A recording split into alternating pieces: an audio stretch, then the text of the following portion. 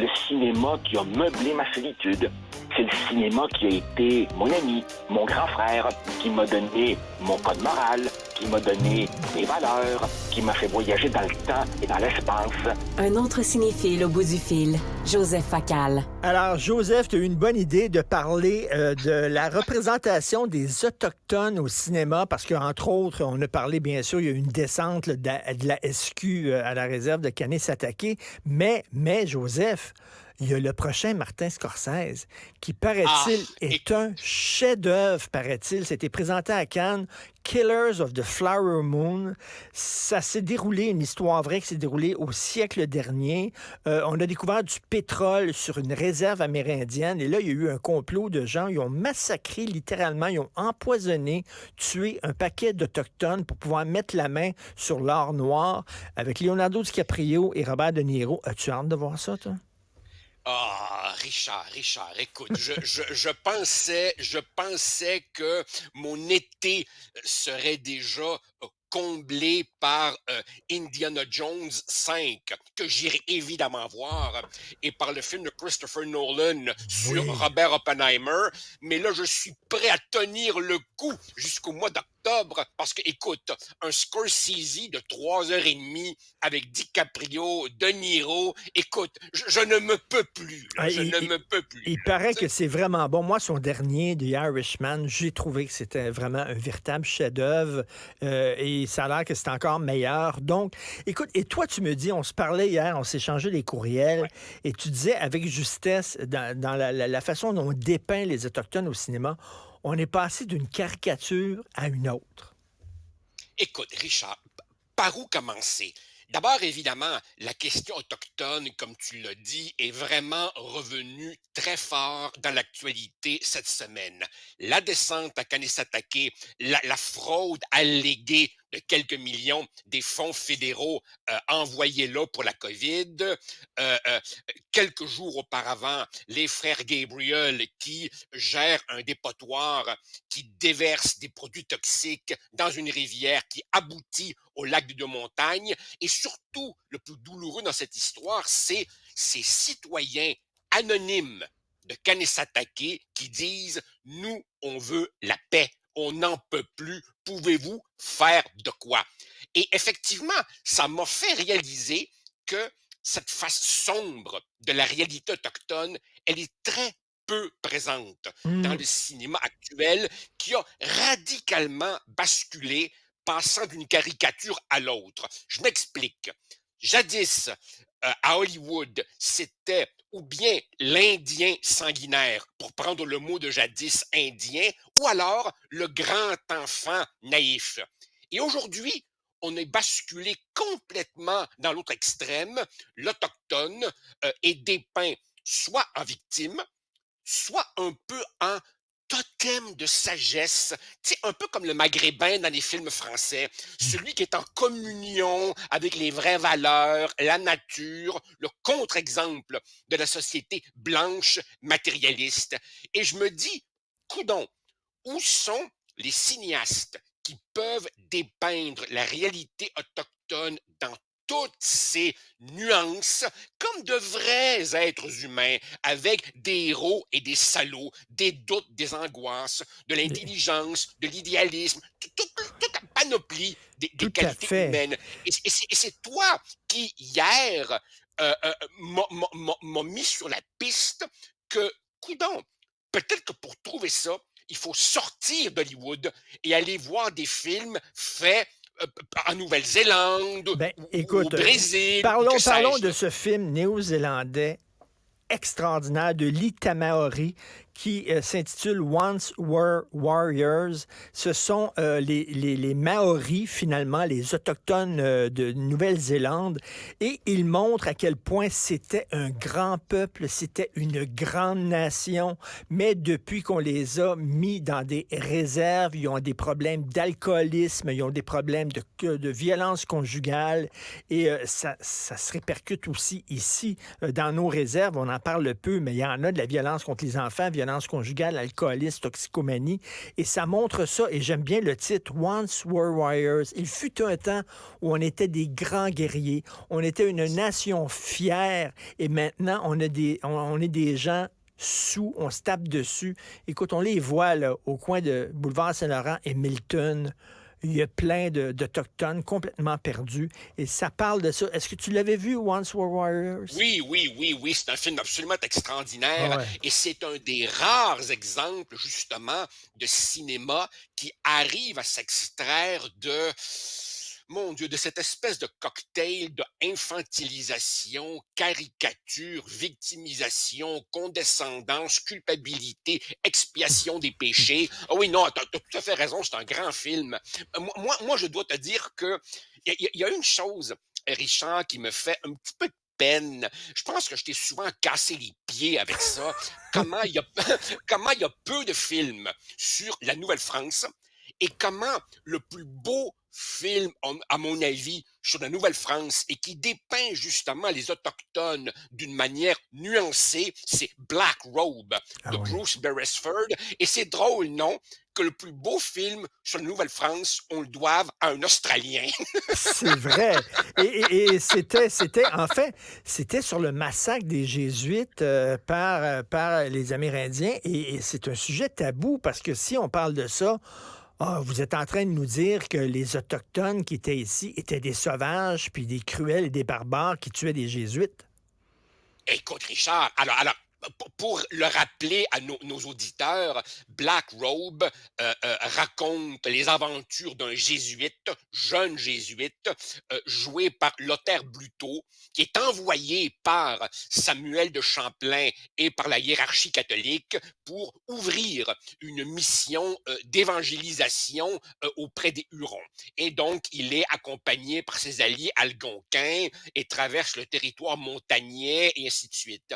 Et ça montre justement les rivalités entre nations amérindiennes. Ça montre que c'était pas exempt de calcul puis de haine. Rappelle-toi justement le chaman montagnais, le petit bonhomme qui pique une crise parce qu'il voit justement que, oh, lui aussi a des pouvoirs surnaturels et pourrait peut-être venir me challenger. Et à la fin, effectivement, le film explique que les Hurons furent les victimes du seul vrai génocide en terre québécoise, celui commis par les Iroquois, qui a fait que la poignée de Hurons survivants se sont réfugiés dans ce qui est aujourd'hui l'ancienne Lorette. Et c'est là, Richard, que, si je peux me permettre, une de mes scènes favorites dans toute l'histoire du cinéma, et Dieu sait si j'en ai vu, c'est cette fameuse scène où il découvre l'écriture. Tu te rappelles, Lothaire Bluteau dit à l'Amérindien à côté de lui, dis-moi quelque chose. Et lui, dis-moi quelque chose que je ne sais pas. Et lui dit, la mère de ma femme est morte cet hiver dans la neige. Et le prêtre écrit cela et va tendre le cahier à son adjoint qui est un peu plus loin et qui ne peut pas avoir entendu. Et celui-ci lit la phrase, la mère de ma femme est morte cet hiver dans la neige. Et eux se disent, les pensées peuvent voler. Il peut lire ce qu'il y a dans mon cerveau. Et lui, il dit, non, non, c'est pas un miracle, c'est l'écriture et je vais te C'est l'apprendre. vrai. Cette scène est extraordinaire. Et la scène où, justement, les Jésuites attendent dans l'angoisse, ils savent qu'ils vont être massacrés, qui rappelle la scène du Scorsese de Silence, Oui. justement, où c'était des Jésuites qui se faisaient tuer par des Japonais. Là, c'est par des Autochtones. C'est une scène extrêmement dure, Ah oui, angoissante. et, et la musique de Georges Delrue dans Black Robe, bon, toi et moi, on est des Ennio Morriconiens finis, mais c'est pas le seul grand compositeur. Ces scènes de canaux trouvent le moyen de dépasser la carte postale pour être porteuse d'un souffle épique qu'on n'a pas souvent vu dans notre cinéma. Maintenant, évidemment, Richard, dans un contexte où quelque chose comme Kanata de Robert Lepage soulève les controverses que l'on sait, qui ici, parmi nos cinéastes nord-américains, aura le courage de faire un film dépeignant une réalité un peu moins gna-gna guimauve que la réalité Joseph, autochtone. tu m'ouvres la porte. Ah, Il y a des vas-y. porte-paroles autochtones qui ont salué le film de Scorsese et qui ont remercié Martin Scorsese d'avoir raconté cette histoire-là. Est-ce que tu sais, Sophie, ma douce, a écrit une chronique là-dessus, le Fonds canadien des médias, pour avoir une subvention du Fonds canadien des médias, si tu veux faire un film sur les Autochtones, tu dois être autochtone. Sinon, tu peux pas faire le film. Si Scorsese était au Canada, il n'aurait pas pu financer son film parce qu'il n'est pas autochtone. Attends un peu. Bon, ben là, ça répond à ma question. J'étais en train de dire, quand est-ce que quelqu'un ici aura le courage de... Tu es en train de me dire que les nouveaux critères Oui, fédéraux oui, font que tu n'as pas de financement si tu es un non-autochtone voulant exactement. faire un film sur... Richard Attenborough ne pourrait pas tourner Gandhi. Mettons s'il était au Canada, parce qu'il n'est pas indien. Son film a fait connaître Gandhi à des millions de personnes. Il ne pourra pas faire ça parce que ça prend un Indien pour parler de la vie d'un Indien. On est rendu là, Joseph. Écoute, je pensais que le monde universitaire était rendu fou, mais dans le fond, je vois qu'il y a des passerelles entre ça et le financement des arts au Canada. Mais au Canadistan, plus rien ne m'étonne. Ici, ce sont les talibans de la culture. Alors, tu vois, on est en droite continuité, là. T'sais. Un film important, Enfin, le film qui a changé, tu sais, avant les Indiens, c'était les méchants, John Wayne était là, puis il tuait, puis c'était tous des méchants Indiens sauvages. Il y a un film qui est arrivé, évidemment, dans les années 60, c'était les hippies, on voulait se rapprocher de la nature, donc l'Indien était montré comme un personnage un peu sanctifié. Little Big Man de oui. Arthur Penn. Arthur Penn, c'est celui qui a fait Bonnie and Clyde. Little Big Man, c'est l'histoire des États-Unis vue par un vieil Indien. Parle-nous de ce film-là. Oui. Si je me rappelle bien, Dustin Hoffman joue Jack Crabbe, qui a 121 ans. 121 ans au début du film. Alors évidemment, il est à peu près un peu sénile, un peu comme De Niro au début d'Irishman, là, tu sais, dans un CHSLD avec un soluté, là.